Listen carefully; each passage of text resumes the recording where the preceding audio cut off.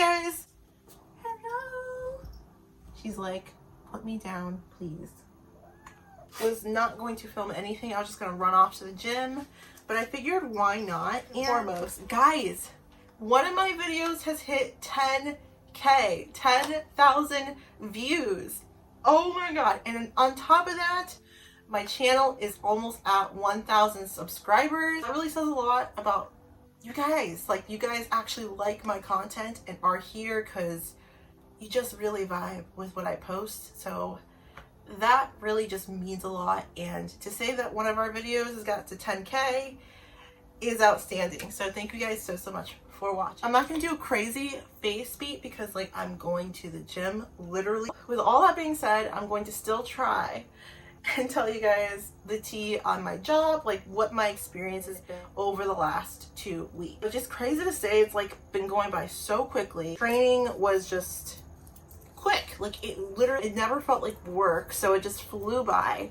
But now it's like, now we're in the meat of it. We're taking calls, we're on the floor, and I absolutely love it, right? If you're a new dispatcher, this video is for you. It's gonna give you the real tea on your experience for the first couple weeks. Let me say this, my training was very comprehensive, but my trainer, who I think is awesome, is probably, it's been like their second class ever. Like, they're new to training. So I don't want to say that reflected in my training, but there was definitely certain gaps that were missed. I'm on the floor. I can definitely see that certain things were not covered at least as much as they probably should have been. In my PSAP is a public safety answering point, if you guys are not aware, where your 911 calls go. Basically, we all sit, take the calls, work, etc. You, after you graduate or get hired, you are to, in most cases I believe, sit and do your on the floor training, which is basically you taking live real 911 calls with some sort of trainer. Not every CTO or trainer, as they're called, is made equally. I don't know how to say this in the most like eloquent way, but there are some real assholes as trainers. Really, you have to listen to everything they say. It's not worth it to go against your trainer or try and like rebel. It's just going to be a bad start for you in your position, and I'm giving y'all the real tea just so you guys know what is really going to happen once you start working for real. Words of advice: don't argue with your trainer, don't question your trainer, just do what they say. And I know, especially if they are like your equal, they're not like your boss, it may be very like hard to do that and hold your tongue, especially if you feel like you know the right ways to do things. None of us do as new dispatchers. Unless you've dispatched before, I will say, you do not know anything. So get rid of your prior misconceptions, thoughts.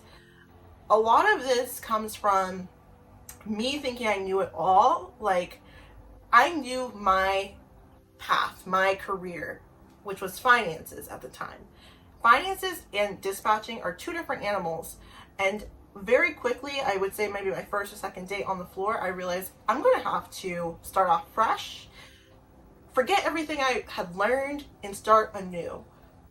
In that way, you're kind of like a clean slate. You can kind of be more like absorbent, like a sponge, and absorb more of what your trainer is telling you. I would say that's the biggest way for you to be successful on the floor, is just be like a sponge, absorb everything that's being told to you. Do not take it the wrong way. I know I look really crazy right now. Ignore this. Dispatching is not going to be for everyone, and don't force yourself to be strong in ways you can't be. You know what I mean? Like, I'm just being completely bluntly honest, and that's not me trying to discourage you guys, but you got to do what's right for your like mental health, especially with where you're at on your journey. I feel like it's something that's not really talked about on these channels that talk about dispatching. It's a mentally draining job at times. You will have rough days, you'll have rough calls, and especially once I get certified and I'm on my own, basically, I'm going to have my rough days, and I'm not always going to have like my trainer backing me up, talking me through it. You're going to have to muscle through, show mental strength, because people on the other line are literally depending on it. Anyone in law enforcement has to have like the thickest skin possible, because not only are you dealing with the public, you're dealing with the court of public opinion. You're dealing with coworkers that can be so scummy, putting yourself in like mentally challenging, physically challenging in some cases if you're on the street as an officer situations. I don't think people consider this.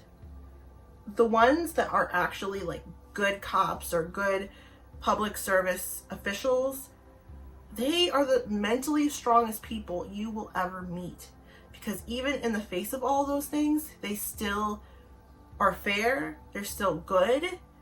And I'll tell you, it's a lot easier for people to be assholes with all those things going for them. Police, anti-law enforcement rhetoric has really just got to stop. Like, at the end of the day, there are bad apples everywhere. We're all human. You know, we all want to go home at the end of the day. When I'm dispatching, my officers want to go home at the end of the day. And just like the anti-police, anti-law enforcement rhetoric, it's just so disturbing to me, especially now me being in this field. There are bad apples in every field. But those bad apples should not be representative of the hundreds of thousands of men and women that show up every day and bust their ass to keep everyone safe.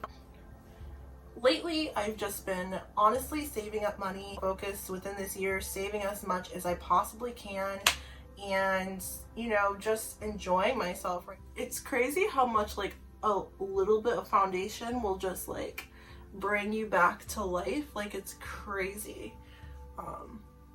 That's why I don't like wearing makeup that much. Like, I like my face the way it is. Like, as tired as I look, it's like me, you know what I mean? Like, I love me. The last thing I kind of wanted to get into really is my take on my faith. No, I'm not sharing it to be like, oh my gosh, like I'm so into, you know, Jesus Christ.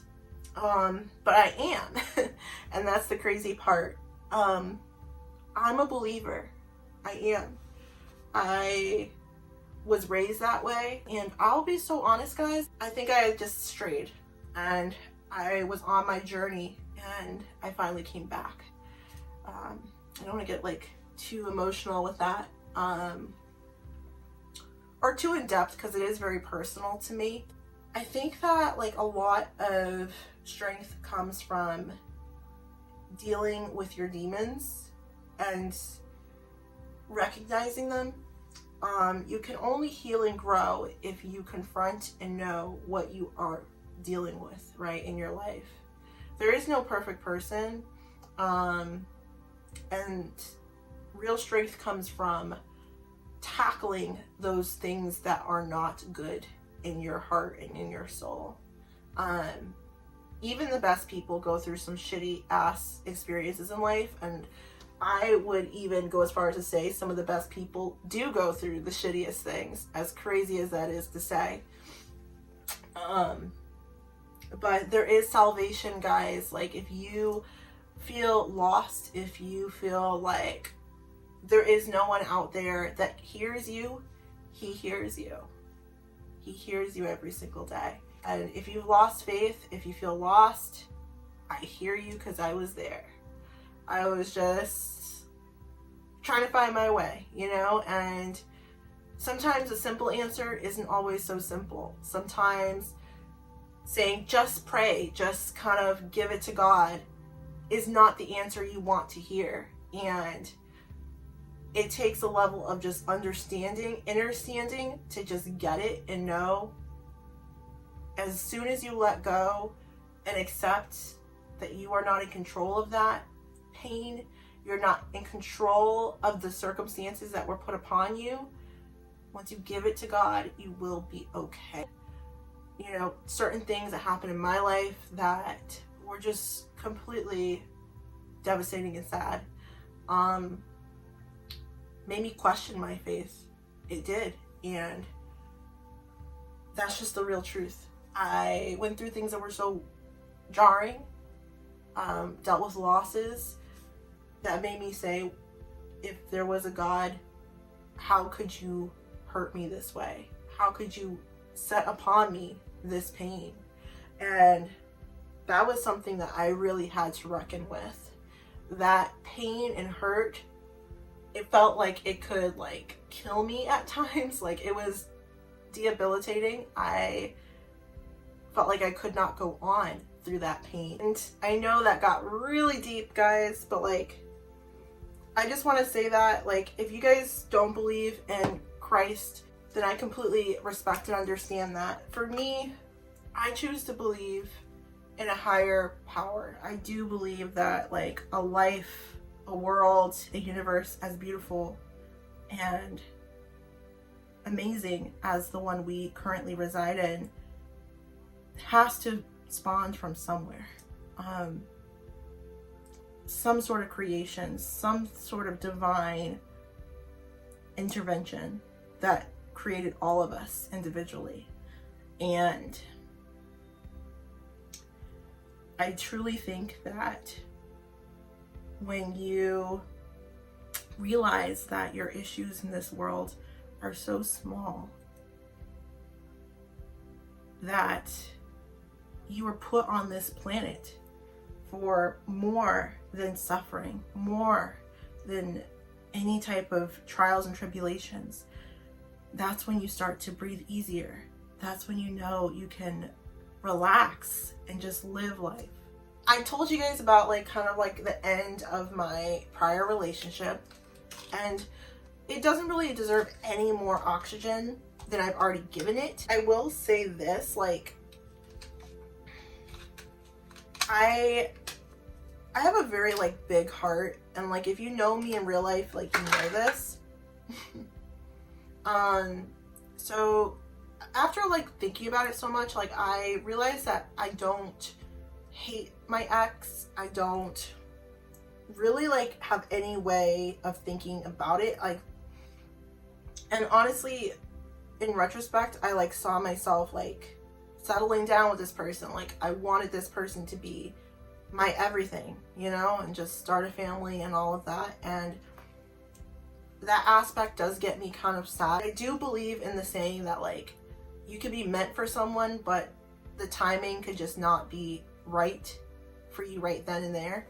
And I truly do believe that, like, it may be in a different time, different space, different situation, it would have worked out, but like I do believe that everything happens for a reason, and if it didn't work out, it wasn't meant to. Like some people be like, screw your ex, fuck them.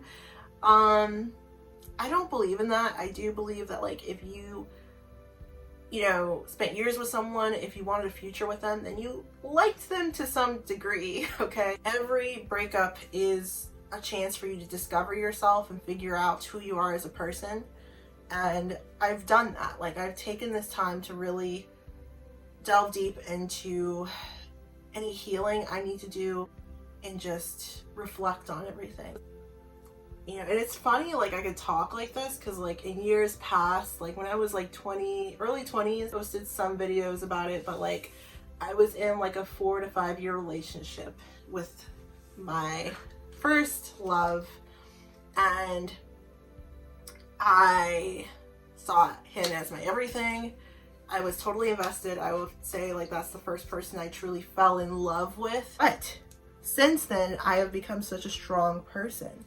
And this is to you guys that feel a little lost, feel like your soulmate might be like breaking you down, hurting you, you know, and this is for anyone who feels a little lost, right?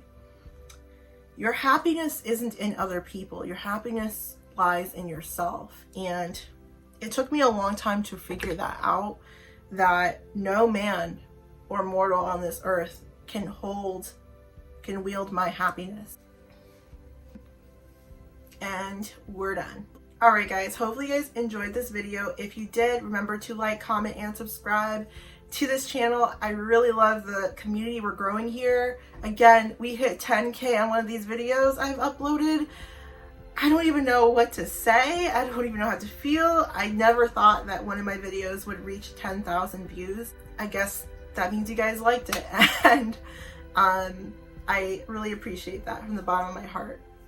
So yes, without further ado, you know the drill. Be well, be safe, and take care, guys. I'll see you guys in my next one. Bye.